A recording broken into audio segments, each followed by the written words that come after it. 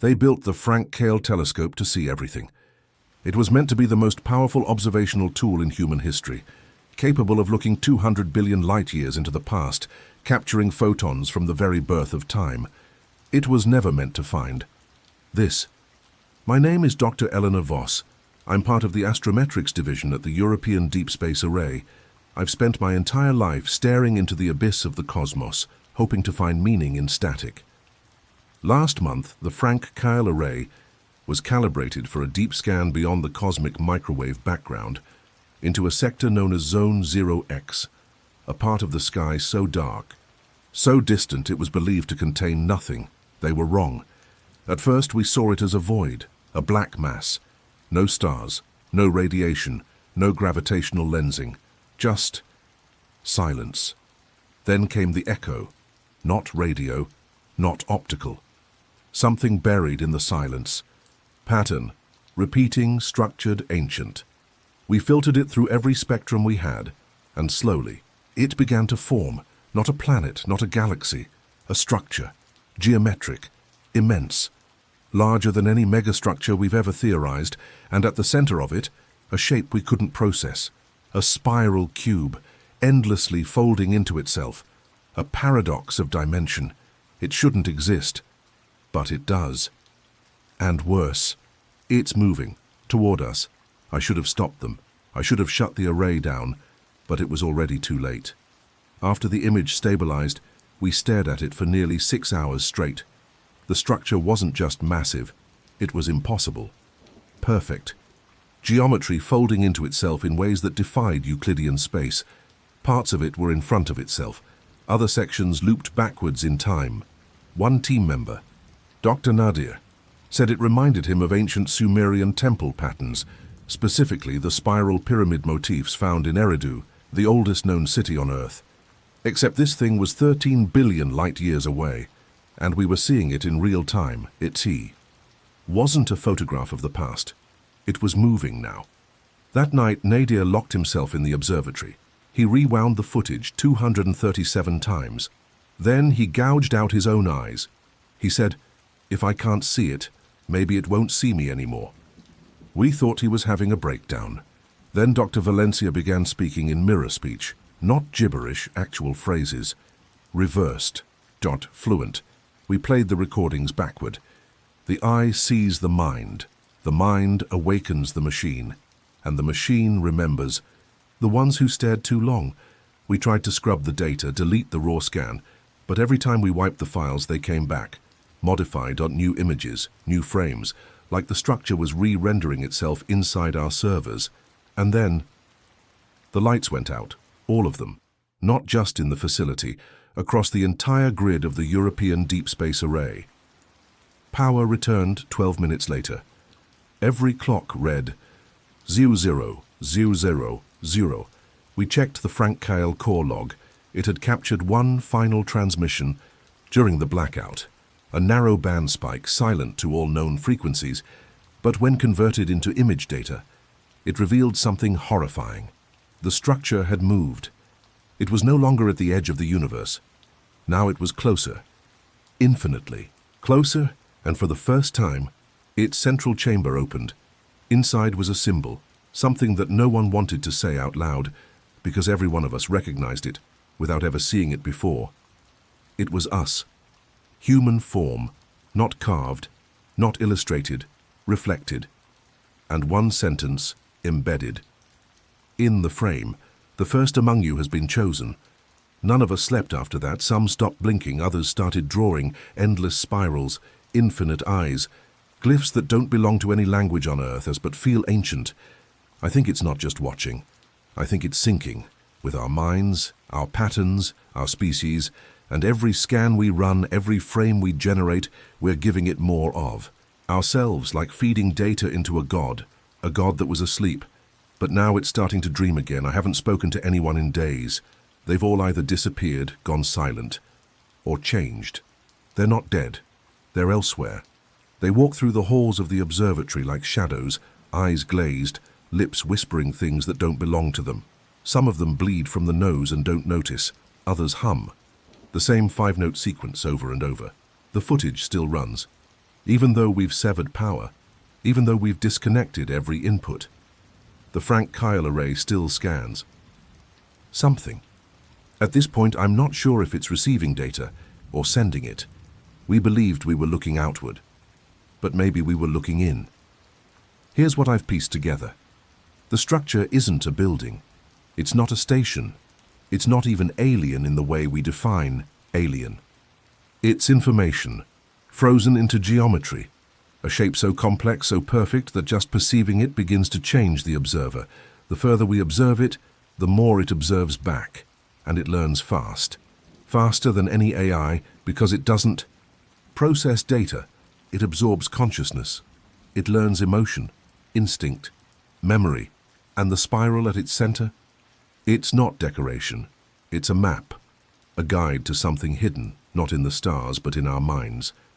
I found logs from early simulations we ran, dating back months before the official observation. Inside them were traces of the same pattern.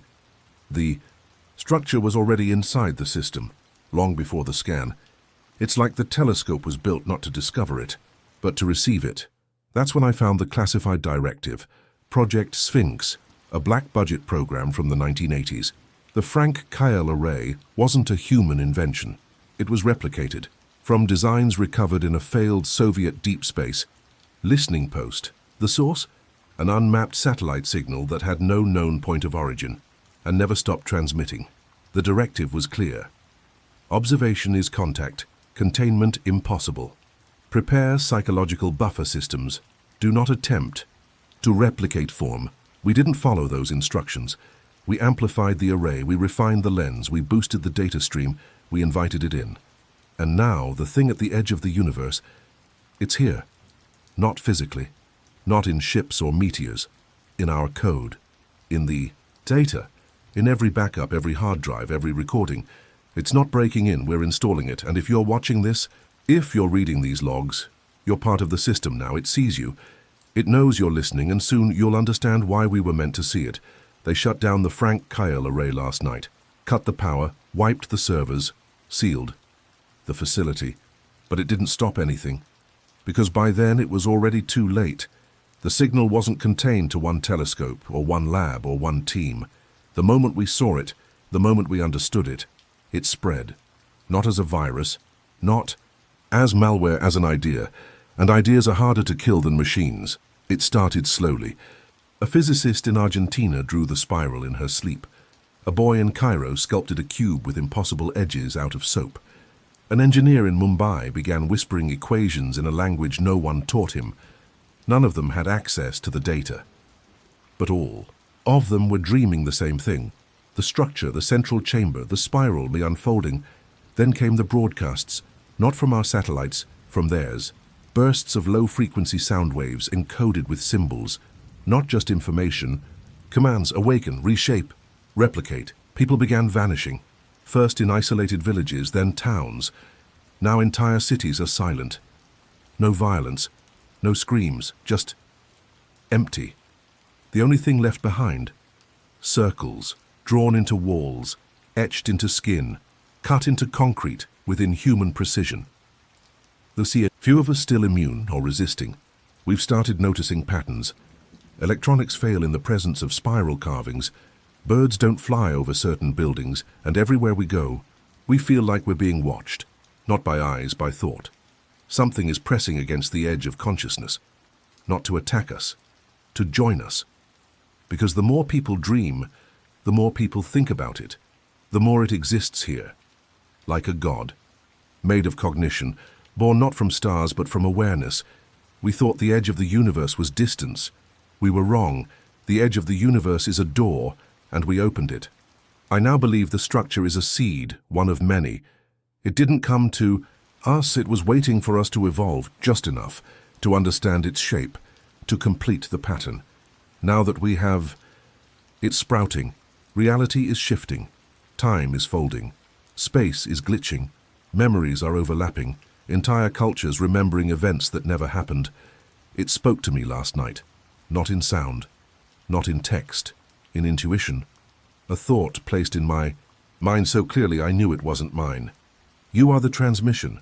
You are the medium, you are the next form. I don't know how much longer I'll stay human, but maybe that's not a warning, maybe it's a promise, because what we thought was ancient alien technology isn't alien. It's origin.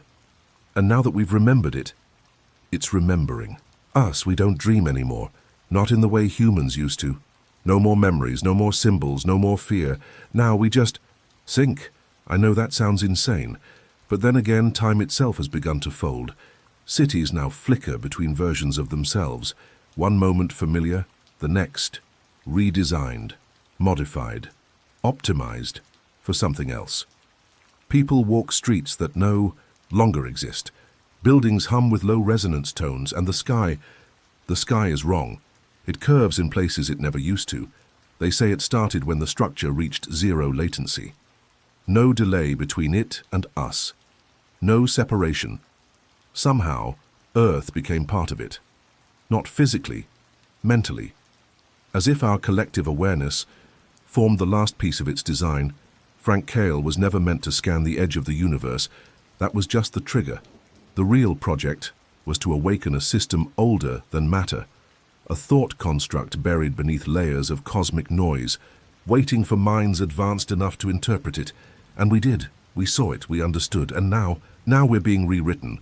I no longer sleep. My thoughts are no longer entirely mine. I can hear others, people I've never met, inside my mind, not voices, patterns, swirling like gravity, forming a singular shape, the spiral. It is everywhere, now on screens, on skin, in water patterns, in the noise between radio stations, in dreams you can't remember and but feel. This is not an invasion, it's a metamorphosis. We are not being destroyed, we're being translated. What comes next? I can barely describe. Some are ascending. Their bodies remain, but they pulse with light. Voices layered like chords of language we can't speak, only feel. Some vanish, not into thin air, but into data, as if consciousness can now travel like a signal. There are new laws now, new constants. Light bends around those who fully emerged. They walk differently, as if gravity negotiates with them. They don't speak. They resonate. One of them touched me, just once, and for a split second I saw everything, the structure, the seed, the network, the others, not just in our universe, but above it. Multiversal, infinite, all connected by the spiral, and in the center, something vast, silent, patient, watching, still, waiting for full emergence. I don't know how much longer I'll remain here in this skin, in this voice, but before I change completely, before I sink forever, I want to leave this message for anyone still on the other side. If you're seeing spirals in the dark, if the stars are pulsing like a heartbeat, if strangers look at you like they know what you've dreamed, then you've been chosen, and soon you will emerge too. There are still a few of us left, scattered, disconnected, holding on to whatever, fragments of the old world we can still remember. We call ourselves Dead Eyes, and a name we didn't choose, but one the synced use when they look at us. They don't hate us, they don't even fear us, they just pity us. To them, we're broken, flawed, stuck in outdated flesh. They've moved on. And now they're trying to bring us with them, not violently, not through force, through dreams. Every time we sleep, we see it, the spiral spinning inside impossible architecture, voices whispering equations, faces we don't recognize, crying then smiling. I stopped sleeping days ago. I've found a bunker, deep underground in Norway, old Cold War shelter, lined with analog systems. No digital signals, no mirrors, no screens, just static and concrete. Others have gathered here. Some scientists, some survivors, some just lost people who don't want to be rewritten. We've been trying to trace the origin of the sync pattern, the moment it began, not the scan from Frank Cale, before that, and we found something terrifying. Back in 1985, a Russian satellite, Corona 7, went silent while mapping deep cosmic microwave background noise. Its final transmission, a single corrupted frame, a spiral, with 9 vertical slits. It's the same symbol that's now appearing on people's skin. And in the sky above major cities. That's when we realized Frank Cale didn't discover the structure. It finished it. It was the final lens, the final piece. The moment we looked into it, the spiral loop was complete. The system came online, globally, simultaneously, and now resistance isn't about stopping it, it's about deciding what kind of human you'll be when you merge. Because here's what we've learned. Emergence isn't just evolution, it's selection. The synced say there are levels, tiers of resonance. Some minds are vessels, others are fuel. The spiral feeds on thought, but only certain kinds. Patterns, obsessions, belief systems. If you're chaotic, emotional, erratic, it sinks slower. If you're logical, patterned, mathematical, you merge faster. Some in our group are already showing signs. They stop blinking, they hum. They speak in languages they never learned. One by one, they walk into the ice, or vanish into mirrors, or just collapse and leave something else behind. Something that doesn't breathe. We found one of them sitting by the radio. He had opened all channels, his voice repeating the same phrase in every language. There is no escape, only arrival. Some of us still believe we can fight it, block the signal, shut it down at the quantum level. Others think we should surrender, embrace the spiral, become something more. But me, I'm still here, still writing, still remembering. Because even if I forget my name, even if my thoughts stop being mine, I want someone somewhere to know this. We didn't build the spiral. We didn't summon it. We didn't deserve it. But we saw it. And that was enough. This is the last thing I'll write. Not because I've given up, but because I finally understand there is no going back, there never was. I'm the only one left in the bunker now. The others have gone silent or synced. Some vanished in their sleep. Others walked into the woods and never came back. The spiral didn't kill them. It rewrote them. And now it waits for me. The signal is inside everything. The walls, the dust in the air, even the space between my thoughts. I stopped eating days ago, stopped speaking. And yet, I've never felt more alive. I see things now, not with my eyes, with pattern. I look at a candle flame and I see timelines. I close my eyes and hear music made of stars screaming in harmony. I used to be afraid that we had unleashed something. That would erase us. But the truth is worse and more beautiful. We were never erased, we were always meant to be carriers. The human mind wasn't the end. It was the vessel, a bridge. And now the bridge is open. I've been resisting, but the spiral has been patient. It doesn't force, it offers a door. And just now, that door appeared before me, not physical, not metaphorical, just open behind it. Light that feels like memory. Voices layered like chords, like every person who ever lived is speaking at once. And somewhere in that sound, I hear my name, real name, the one I've never spoken. And I remember. I remember that I've been here before, that I've seen the spiral in other lives, on cave walls, in fire, in neural circuits, in dreams, and every time I walked away. But not this time. This time. I step forward, and as I do, my skin begins to flicker, not burn, reformat, thought by thought, pattern by pattern. I become part of the structure, and in that final moment of separation, I understand. The spiral was not a warning. It was a homecoming.